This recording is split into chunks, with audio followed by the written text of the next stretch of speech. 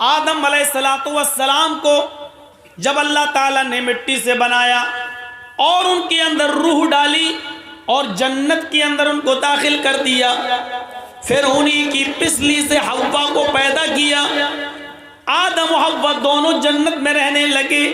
अल्लाह ने कहा इस जन्नत के अंदर रहो, कुलू वशरबू, खाओ और पियो, लेकिन साथ में एक हुक्म नाफिज कर दिया, इस जन्नत के अंदर तुम्हारे ऊपर कोई बाउंडेशन नहीं, जहां जाना चाहो जाओ, जहां घूमना चाहो घूमो, जहां टहलना चाहो टहलो, और जन्नत की सारी नेमतें तुम्हारे लिए फ्री हैं, जो भी तुम्हें पसंद हो खाओ। बस एक बाउंडेशन है, एक हद है, फला तक़रबा हाज़िहि शजरा, ऐ आदम व हव्वा इस दरख्त के करीब मत जाना, इस दरख्त के पास जाने की तुम्हें इजाजत नहीं है।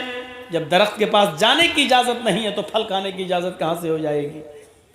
आदम व हव्वा उसी दरख्त के करीब चले गए शैतान के बहकावे में आकर, और उसी दरख्त का फल खा लिया जिसके करीब तक जाने से मना किया था। फिर जन्नती लिबास उनके जिस्म से उतर जाता है और उन दोनों को इस नाफरमानी के इस जुर्म की पादाश में जन्नत से निकाल कर दुनिया में भेज दिया जाता है। ये मंजर जो हमारा कुरान पेश करता है, हू बहू सेम टू सेम यही मंजर हिंदू धर्म की नाक कही जाने वाली एक किताब है मनुस्मृति, उस मनुस्मृति के अंदर पूरा का पूरा ये मंजर मौजूद है। आशु और शत्रुपा को ईश्वर ने जब स्वर्ग में प्रवेश करा दिया तो कहा कि हाय आशु और हाय शत्रुपा, तुम दोनों इस वृक्ष के निकट मत जाना। आशु और शत्रुपा उसी वृक्ष के निकट पहुंच गए और उस वृक्ष का फल खा लिया। स्वर्गीय वस्त्र उनके शरीर से उतर जाता है, जन्नती लिबास उनके जिस्म से उतर जाता है। स्वर्ग के बड़े बड़े वृक्षों के पत्तों से उन्होंने अपने गुप्तांग को, अपने शरीर को छिपाया, और उसके बाद उन दोनों को स्वर्ग से निष्कासित कर दिया गया, जन्नत से निकाल कर उनको दुनिया में भेज दिया गया। यही वाकया मनुस्मृति के अंदर भी मौजूद है। इससे साफ क्लियर होता है कि आदम और हव्वा का वाकया मनुस्मृति में मौजूद है। हजरत नूह अलैहिस्सलातु वस्सलाम अपनी कौम को समझाते रहे, बिलाखिर कौम ईमान नहीं लाई, अल्लाह का अज़ाब आया, जमीन से पानी, आसमान से पानी। नूह का बेटा कनान एक पहाड़ के ऊपर चढ़ गया। नूह अलैहिस्सलाम ने कहा मेरे बेटे आज मेरी कश्ती में बैठ जा, ईमान लिया, अल्लाह को मान ले, तौहीद को मान ले, ईश्वरवाद को कबूल कर ले, लेकिन वो नहीं माना। कहने लगा पानी पहाड़ तक नहीं आएगा, पानी पहाड़ तक पहुंच गया। नूह का बेटा ईमान नहीं लाया और नूह के सामने उनका बेटा डूब कर मर गया। जो वाकया हमारे कुरान ने नूह अलैहिस्सलाम और उनके बेटे का बताया, यही वाकया मनुस्मृति में मनु के ताल्लुक से मिलता है कि मनु ने अपनी कौम को, अपनी जाति को, अपने समूह को सचेत किया, डराया और धमकाया, लेकिन जब उनकी जाति वाले, समूह वाले उन पर ईमान नहीं लाए, स्वीकार नहीं किया उनके निमंत्रण को, उनकी दावत को, तब ईश्वरीय प्रकोप आया, महाप्रलय आई, धरती ने भी जल निकालना शुरू कर दिया और आकाश से भी जल की वर्षा होने लगी। मनु का पुत्र एक पर्वत पे चढ़ गया। मनु ने अपने पुत्र को बुलाया, मेरे पुत्र मेरी कश्ती में, मेरी नाव में आ जा।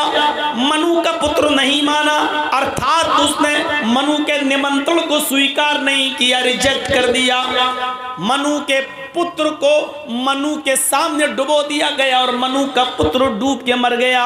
ये वाकया जो हमारे कुरान ने नूह अलैहिस्सलातु वस्सलाम के संबंध में पेश किया है, यही वाकया मेरे भाइयों कुरान ने भी पेश किया है। इससे पता चलता है कि आदम अलैहिस्सलाम, नूह अलैहिस्सलाम से लेकर मुहम्मदुर रसूलुल्लाह सल्लल्लाहु अलैहि वसल्लम तक जितने भी नबी आए, उन तमाम नबियों का दीन एक था।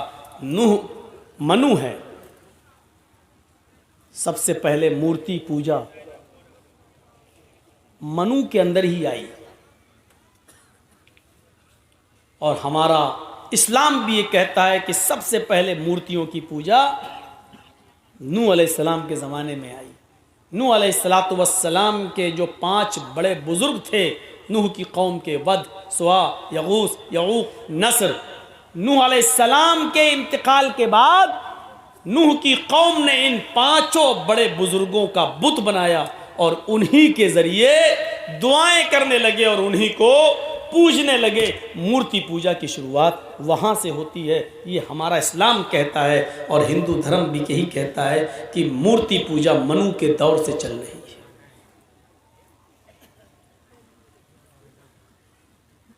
ये चीज आप देखते जाएं। फिर आगे बढ़िए, फिर हमें ये मिलता है, जब आप भविष्य पुराण पढ़ेंगे तो हमें ये मिलता है कि शंकर जी की कोई औलाद नहीं होती थी, तो उन्होंने अपनी पत्नी को एक मंत्र दिया, पार्वती जी को, और पार्वती जी जब नहाने लगी तो उनके जिस्म से, उनके शरीर से जो मैल और कुचैल और गंदगी जो निकल रही थी, उस मैल और कुचैल और गंदगी से उन्होंने एक पुत्र बनाया, बेटा, और उसका नाम रख दिया गणेश। गणेश को तलवार लेकर दरवाजे पे खड़ा कर दिया, किसी को अंदर मत आने देना, मैं नहा रही हूं, मैं स्नान कर रही हूं। शंकर जी अपने घर आ रहे हैं, गणेश तलवार लेकर बाहर खड़े हैं। गणेश को ये नहीं मालूम कि ये मेरा बाप है और शंकर को ये नहीं मालूम कि ये मेरा पुत्र है। शंकर अंदर जाने लगे। गणेश ने कहा, कहां जा रहे हो? शंकर जी ने कहा, वाह, घर मेरा, मुझसे पूछ रहा कहां जा रहे हो? मेरी बिल्ली मुझी को म्याऊं? गणेश जी बोले कि मेरी मां ने कहा है कि किसी को अंदर मत आने देना, मैंने वचन दिया है कि कोई भी अंदर नहीं जा सकता है, मैं अपनी जान दे दूंगा लेकिन वचन बेकार नहीं करूंगा। शंकर जी ने तलवार उठाई और कहा, मुझे मेरे घर में जाने से रोक रहा है? पार्वती कौन है तुम्हारी? गणेश ने कहा, मेरी मां। शंकर ने कहा, वाह, पार्वती मेरी बेटी है, मेरी बीवी है, और तू कह रहा मेरी मां है, मेरा तो कोई पुत्र है ही नहीं। तब गणेश जी ने कहा कि आज ही तो उन्होंने बनाया है। शंकर जी बोले, भगवान मैं हूं, बनाना पार्वती जी को कैसे आ गया है? दोनों में बहस चली और शंकर जी को गुस्सा आया, उन्होंने तलवार मार दी और अपने बेटे की गर्दन उड़ा दी, अंदर घुस गए। पार्वती जी ने जिद की, ये तुमने क्या किया? मेरे बेटे को, मेरे पुत्र को तुमने मार डाला, उसका वध कर दिया। अब मैं उस वक्त तक तुमसे बातचीत नहीं करूंगी जब तक कि मेरे पुत्र को तुम जीवित न कर दो। शंकर जी ने पूरे जंगल में अपने पुत्र की कटी हुई गर्दन तलाश की लेकिन नहीं मिली। कहने लगे, पार्वती जी ये क्या हो रहा है? अभी तो मैंने गर्दन काटी लेकिन वो गर्दन तो कहीं मिल ही नहीं रही है। रास्ते में एक हाथी चला रहा है। शंकर जी ने कहा, अगर इस हाथी का सूंड काट कर अगर मैं गणेश जी के सर की जगह पे लगा दूं और गणेश जी को जिंदा कर दूं तो चलेगा? पार्वती जी बोली, कुछ भी करो लेकिन पुत्र को जिंदा करो। तब शंकर जी ने हाथी की सूंड काटी और गणेश जी की गर्दन की जगह पर रखकर उनको जीवित किया। तब गणेश जी जिंदा हो गए। धूल की तह जम गई इस वाक़े पर। हमने बहुत ढूंढा, बहुत तलाश किया, इस किस्म का कोई वाक़या कुरान और हदीस के अंदर भी मिल जाए ताकि हम अपने हिंदू भाइयों को बता सकें कि देखो ये चीज़ हमारे यहाँ पर भी पाई जाती है। लेकिन हूबहू तो नहीं मिला, लेकिन उससे मिलता जुलता एक वाक़या मिल जाता है कि इब्राहीम अलैहिस्सलातु वस्सलाम की सालों साल कोई औलाद पैदा नहीं हुई। वो दुआ मांगते थे, रब्बे हबली मिनस सालिहीन, अल्लाह मुझे साले बेटा दे, अल्लाह मुझे नेक बेटा दे। 99 साल की उम्र में, 86 साल 86 साल की उम्र में अल्लाह ने उनकी दुआ सुनी और उनको एक बेटा दिया, नाम रखा इस्माइल।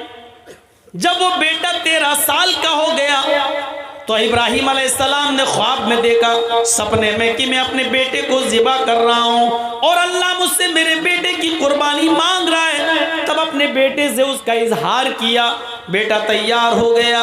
हजरत इब्राहिम यूं कहते हैं अपने बेटे से, या बुनैया इन्नी अरा फिल मनामी अन्नी अज़बहुका फंजुर माज़ा तरा। मेरे लगते जिगर, मेरे बेटे, मैंने आज की रात ख्वाब देखा है कि मैं अपने हाथ से अपने बेटे को ज़िबा कर रहा हूँ, अपने बेटे को काट रहा हूँ। यानी अल्लाह मुझसे तुम्हारी कुर्बानी मांग रहा है, तुम्हारा क्या इरादा है? फंजुर माज़ा तरा, तुम्हारी राय क्या है? इस्माइल अलैहिस्सलाम ने फौरन जवाब दिया, या बती फ़अल मा तुमर सतजिदुनी इंशाअल्लाहु मिनस साबिरीन। अब्बू जान, आपको आपके रब ने जो हुक्म दिया है उस काम को आप कर डालिए, इंशाअल्लाह आप सब्र करने वालों में से होंगे, इंशाअल्लाह आप सब्र करने वालों में से होंगे।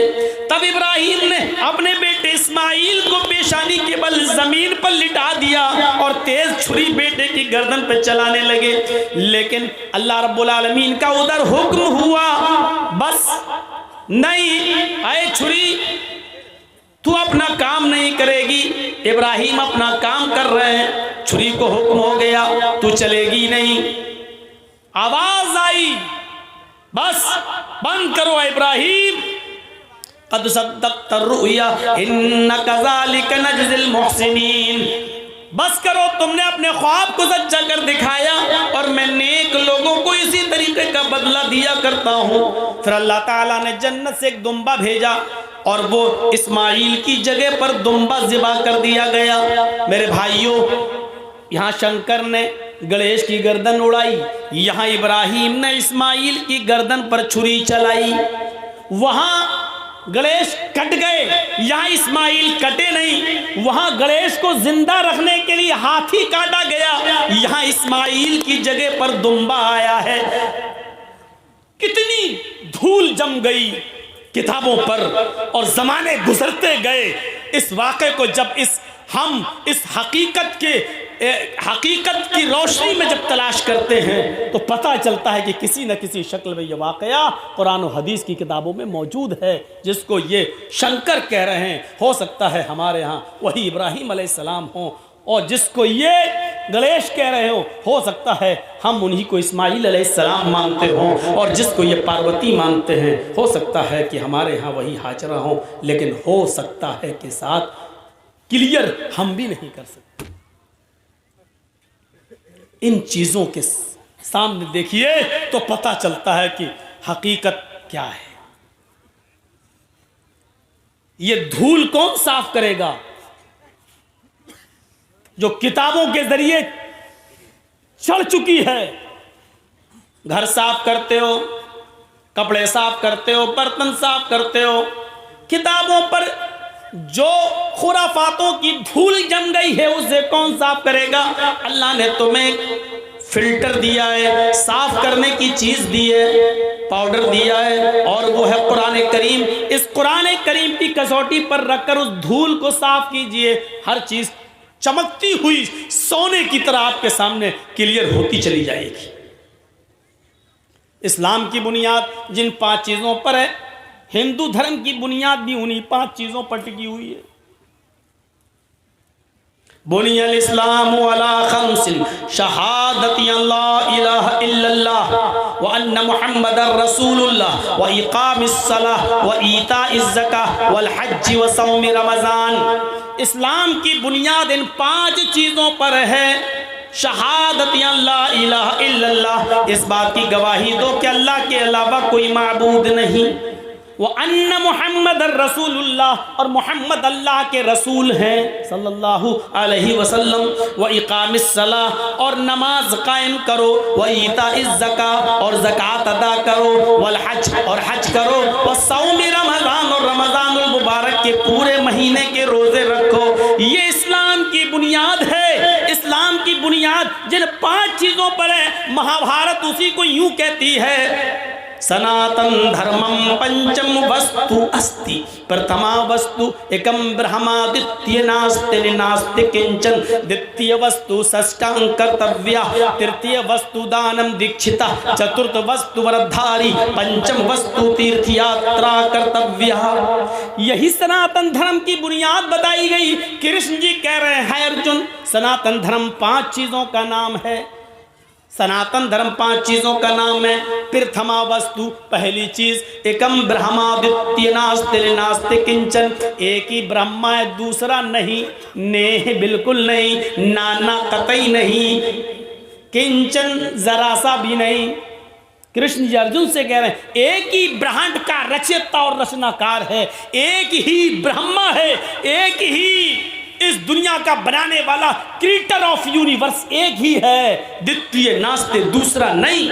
इस विश्व का निर्माण करता एक ही है, इस विश्व का बनाने वाला एक ही है, इस महान जगत का स्वामी एक ही है, द्वितीय नास्ते दूसरा नहीं, ने बिल्कुल नहीं, ना ना कतई नहीं, हरगिज नहीं, किंचन जरा सा भी नहीं। ये कृष्ण जी अर्जुन से कह रहे हैं। मोहम्मद रसूलुल्लाह क्या कह रहे हैं? शहादती अल्लाह इलाहा इल्लल्लाह, अल्लाह के अलावा कोई माबूद नहीं। द्वितीय वस्तु साष्टांग कर्तव्य, दूसरी चीज है अर्जुन साष्टांग करो। साष्टांग ये बड़ा अजीब जुमला है। हिंदू लोग आज भी साष्टांग करते हैं, लेकिन उनको खुद नहीं पता ये साष्टांग करते हैं कि 20 टांग करते हैं। सा अष्ट अंग, इसको जब मिलाया जाएगा तो पढ़ा जाएगा साष्टांग। अष्ट के माना संस्कृत में होते हैं 8, सा अष्ट। अब मिलाइए तो पढ़ेंगे साष्ट, सा अष्ट यानी साष्ट, 8 के साथ, 8 के साथ अंग, सा अष्ट अंग, साष्टांग 8 अंगों के साथ धरती पर रखकर, 8 अंगों को धरती पर रखकर ईश्वर को प्रसन्न करो। 8 अंग जमीन पर रख के कोई बताए? 8 अंग सिर्फ सजदे में होंगे बस, कोई और दूसरी शक्ल है ही नहीं। सजदे में आप जाइए, माथा और नाक कितना है? 2 हाथ कितना? 4, और दोनों घुटना कितना हुआ? 6, और दोनों पैर 8। सा अष्ट अंग। कृष्ण जी कह रहा अर्जुन साष्टांग करो यानी सजदा करो, और खुल के कह दूं नमाज पढ़ो। पहली चीज, इस ब्रह्मांड का रचयिता और रचनाकार एक है, दूसरा नहीं, यानी एक ही अल्लाह इबादत के लायक है, दूसरा नहीं। दूसरी चीज साष्टांग, 8 अंग यानी सजदा करो। आज भी बड़े बड़े जहां गंगा है, बनारस में आ जाइए, इलाहाबाद में आ जाइए, हरिद्वार चले जाइए, पंडित लोग साष्टांग करते, पूरा ऐसे लेट जाएंगे पट। 1-2 पंडितों से मैंने पूछा भी था ये क्या कर रहे हो? कहते साष्टांग। मैंने कहा साष्टांग है कि 20 टांग? अंग गिनो कितने हैं? तो कहने लगे फिर साष्टांग क्या हुआ? फिर मैंने बताया कि लहर तुम तो अपने जैसी कहोगे।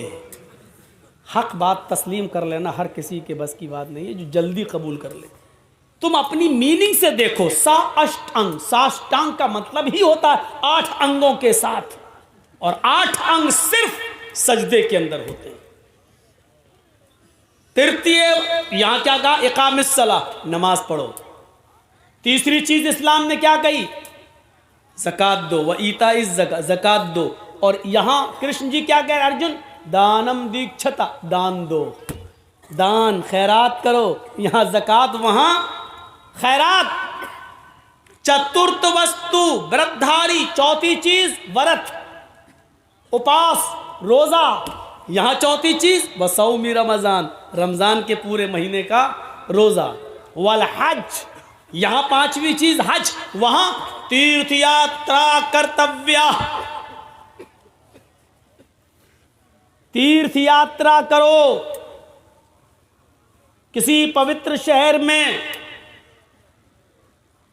गंगा जलेश्वर भवती, जहां गंगा का पवित्र जल मौजूद हो, ऐसे शहर में चले जाओ जहां गंगा का पवित्र जल मौजूद हो।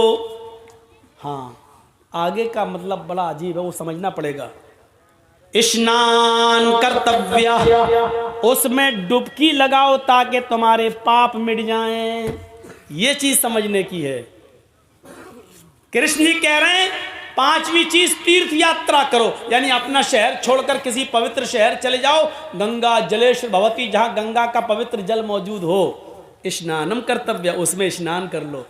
इसी वजह से हिंदू भाई गंगा में डुबकी लगाते हैं ताकि पाप मिट जाएं। चाहे कितने गुनाहगार हो, डुबकी लगाओ, पाप धुल गए। जबकि इसका मतलब यह है किसी ऐसे शहर में चले जाओ जहां गंगा का पवित्र जल मौजूद हो, जहां पानी ऐसा मौजूद हो, और उसमें डुबकी लगाने का मतलब यह कि उस शहर में चले जाओ, गंगा जल में पवित्र शहर में चले जाओ का मतलब यह है कि मक्के में चले जाओ, और डुबकी लगाने का मतलब यह है कि मक्के में दाखिल हो जाओ, यानी हज करो। हमारी हदीस कहती है, नबी अकरम ने फरमाया कि जब कोई हज के मैदान में, अरफात के मैदान में जब हाजी हज करता है और कहता लब्बैक लब्बैक अल्लाहुम्मा लब्बैक, तो गोया कि उसने अपने गुनाहों से अपने आप को पाक व साफ करा लिया है। फरिश्ता आवाज देता है, आए हाजी, आज तुझे अल्लाह ताला ने गुनाहों से बिल्कुल ऐसे पाक व साफ कर दिया जैसे तू अपनी माँ के पेट से आज ही पैदा हुआ है। धोबी की भट्टी में जिस तरह कपड़े का मेलू कुचैल साफ हो जाता है, उसी तरीके से तेरा भी, तेरे गुनाह सब मिट गए। अय हाजी, अपने शहर जाने के बाद, अपने मुल्क में जाने के बाद, अपने गुनाहों से फिर से अपनी जिंदगी को काला और सियाह न कर लेना।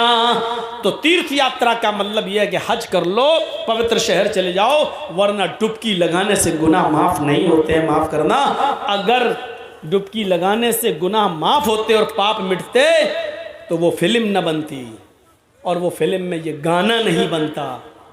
अगर ये गाने में थोड़ी बहुत भी झूठ होता तो सेंसर बोर्ड उस गाने को पास नहीं करता। वो गाना आज तक चलता है, राम तेरी गंगा मैली हो गई, पापियों के पाप धोते धोते। राम की गंगा भी कभी मैली हो सकती है? नहीं। मतलब कहने वाले का यह था कि जब ठेका ले लिया, चाहे कितने गुनाह करो, गंगा में डुबकी मारो, पाप मिट जाएंगे। तो गंगाओं में इतने पाप हैं, जो आया गुनाह करके वो डुबकी लगा रहा है, वो तो गुनाह से मिट गया, लेकिन वो गुनाह गंगा में इतने भर गए हैं, अब जो भी डुबकी लगाएगा उसके गुनाह मिटेंगे नहीं, बल्कि जो गंगा में पाप है वो चढ़ेंगे और उसके ऊपर।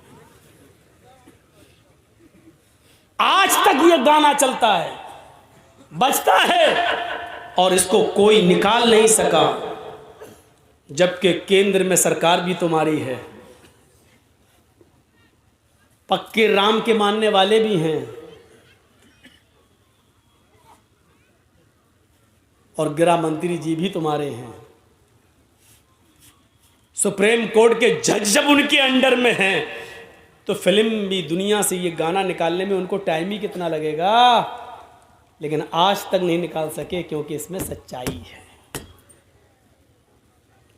इसमें सच्चाई है। तो 5 चीजें जो हमारे यहां वही तुम्हारे यहां, और तौहीद पूछो मत। यचित्तियो यो पिम्मिम्मा नस्तस्मा देवी शोरीरिशा। कोई जवाब है इस मंत्र का? यजुर्वेद का मंत्र है ये। यचित्ती, याचना के माना भीख मांगना, संस्कृत में यचित्ती इंपरेटिव सेंटेंस है, मांगो, यो उससे, यो इसमें इशारा बईद के लिए 2 बार आ रहा है यो। यचित्ती यो मांगो उससे, वही है देने वाला। देखिए, यचित्ती यो मांगो उससे, वही है देने वाला। पिम्मिम्मा, वही तुम्हारी झोलियां भर सकता है, वही तुम्हें सब कुछ दे सकता है। और इसके आगे तो खुलकर नस्तस्मा देवी देविशो नस्तस्मा देविशो, नहीं दे सकता है कोई भी देवी देवता, रीरिशा कुछ भी, उसके अलावा तुम्हें कोई भी देवी देवता कुछ भी नहीं दे सकता। और क्या चाहिए, इससे ज्यादा खुलकर अब क्या कहें। मांगो उससे, वही है सब कुछ देने वाला, उसके अलावा कोई भी देवी देवता तुम्हें कुछ भी नहीं दे सकता। इन्नल्लज़ीना तदऊना मिन दूनिल्लाहि लन यख़्लुक़ू ज़ुबाबन वलौ इज्तमऊ लहू व इन यस्लुबहुमुज़्ज़ुबाबु शयअन ला यस्तनक़िज़ूहु मिनहु। अल्लाह को छोड़कर तुम जिनको पुकार रहे हो, अल्लाह को छोड़कर तुम जिनके पास जा रहे हो, अल्लाह के अलावा तुम जिनसे भी बेटा बेटी मांग रहे हो, अल्लाह के अलावा जिनसे भी तुम मदद की गुहार लगा रहे हो,